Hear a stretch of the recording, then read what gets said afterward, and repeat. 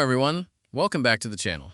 In this video, I'll show you how to fix Easy Anti-Cheat error code 30005 on your Windows PC. Let's get started. Step 1. Restart your computer first. Restart your PC. Once Windows is fully loaded, make sure the Epic Games Launcher is completely closed. If the Epic Games Launcher is running in the system tray, right-click its icon and select Exit. Step 2.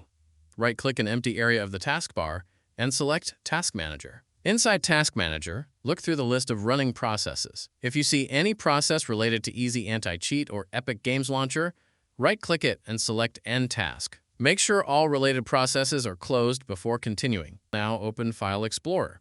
Click the address bar at the top. Type or paste the following location. Press Enter. Inside this folder, look for the file named easyanticheat_eos.sys. This is an Easy Anti-Cheat system driver file. Right-click easyanticheat_eos.sys and select Delete. If Windows asks for administrator permission, click Continue or Yes. After deleting the file, restart your computer one more time, then open your game again.